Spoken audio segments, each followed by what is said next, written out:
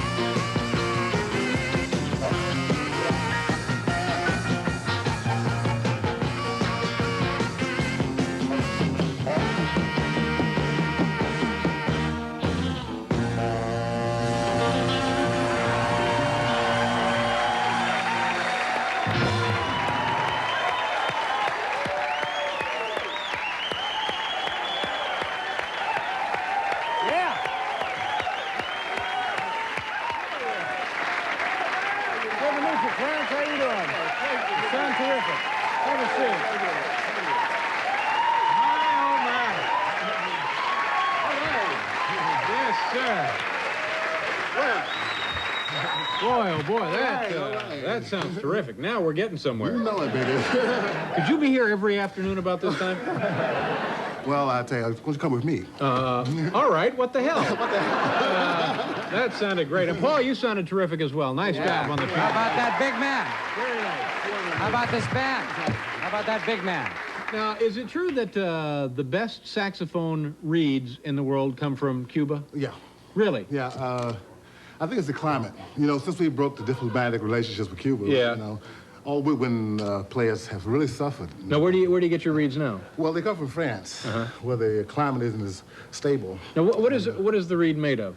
Cane. Yeah. It's made of a high-quality cane, and when we broke off the diplomatic relationships with Cuba, we didn't get the good cane anymore. Yeah. But since then...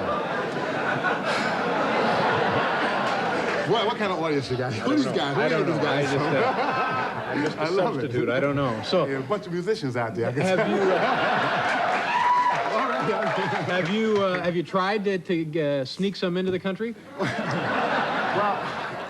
got some cigars, but no cane. No cigars. But I tell you, we did find, since I made this note in public once before, and since then the Lavaz company has sent me some Rizos, so fantastic. Oh, good. Really better than the Cuban cane. Well, that's good. I'm glad to hear that. Yeah. And what, is this a tenor saxophone? This is a Selmer tenor saxophone. Yeah. This is my other woman. You know what I mean? Is that instrument used in any symphonic orchestras anywhere? Certainly, yes. Yeah? Yes, the saxophone was invented for actually a marching band that sat down. John Philip Sousa, during those days, they sat down and conducted. Yeah. That's when the saxophone was invented for, the Marine Corps band. But since then, we've taken it from the parades to the different kind of parade. How long after you play it, like you just did, does it take for it to cool off? About 2. It never cools off. I always leave it on simmer till I get it.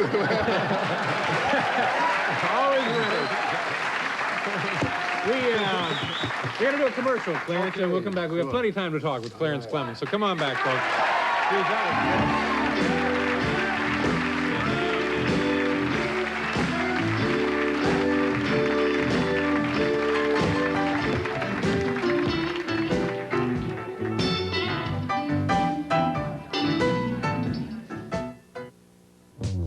Easter is here at Carvel. Look what they're making. Bunny Robert and Bunny Robin. Your Carvel dealer would love to make a custom-made, premium quality, fresh Carvel ice cream cake for you. Yes, I said make it right at the store, such as you see here, full of crunch. Ask them to show you how it's made. Want to send one to a friend? Please phone toll-free 800-327-GIFT. We honor most major credit cards. Thank you and have a happy Easter.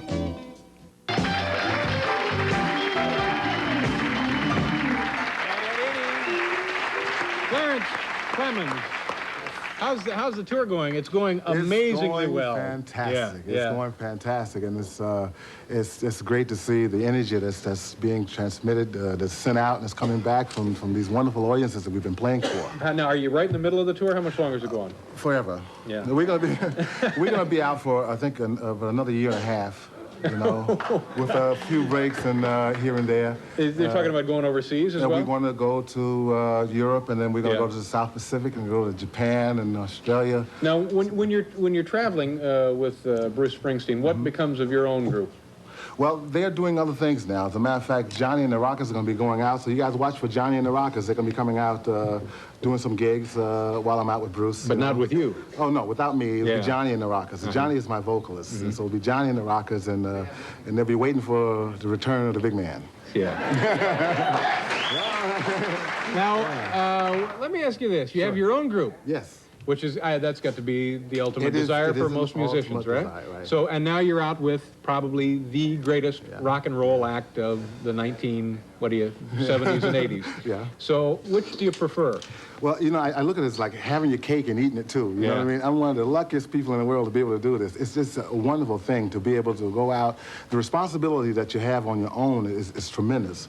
But then to be able to shed all that responsibility and just go out and have fun while Bruce worries about the other things. You know, like, what's this guy doing over here? This guy over here? Is this okay? You know, I don't have to worry about that. Just go out and play my heart out and have a good time. It's just wonderful. It's a wonderful release. Did you, is it true that you played some professional football? I played semi-pro football with a team called the New Jersey Generals.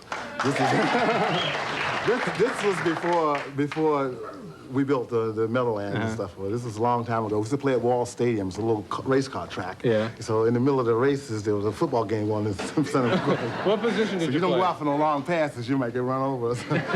What position was it? I played offensive line. I played offensive center. And did you entertain notions of making it to the NFL? Or I really did. I was playing with, before I went to Jersey Generals, the Cleveland Browns had a farm team in Newark called the Newark Bears, who moved to Orlando, Florida. And instead of making a move, I stayed in New Jersey. You know, I drank the water that I couldn't leave. It's a good thing to do. And you were a counselor. I worked 8 years as a counselor at a boys' home, a reform school in New Jersey, Jamesburg Training School for Boys. And it was a very rewarding job, and I love it. You know, I love working with kids and showing them the shortcomings and their downfalls, and doing the best you can to create a human being that's going to be able to function in society.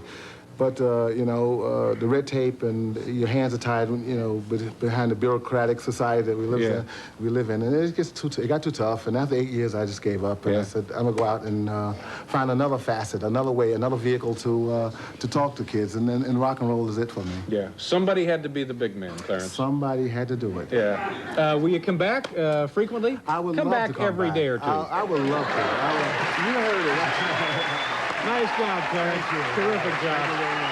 We'll be right back, folks.